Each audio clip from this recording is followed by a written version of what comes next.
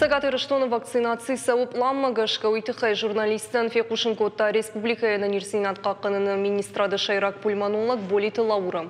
Кутванышанкотта автомаймткай райшкая вакцина райшыны фашта сарджитам нежбарагов жарфаштиуджита штам хатшхи жбуаратовт, ахам симптом тахашын сартабуны дарғым. Ныртыккамткай райшкая сарджита иммунитет фақат тахтариш. Жағын радио уйтыхай қуамы прививка ассавой сарджита авдай процентов.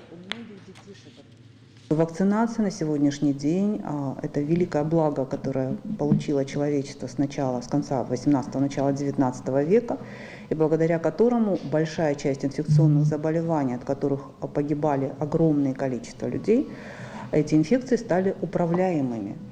Как пример я всегда привожу, конечно же, натуральную оспу.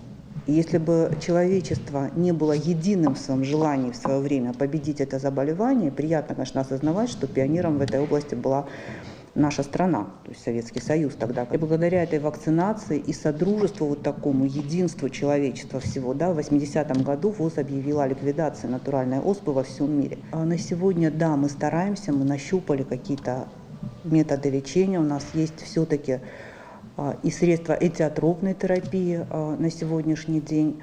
Но тем не менее говорить о том, что мы можем стопроцентно эффективно лечить эту инфекцию, невозможно. Поэтому единственный, в общем-то, я считаю, правильный путь – это все-таки вакцинация.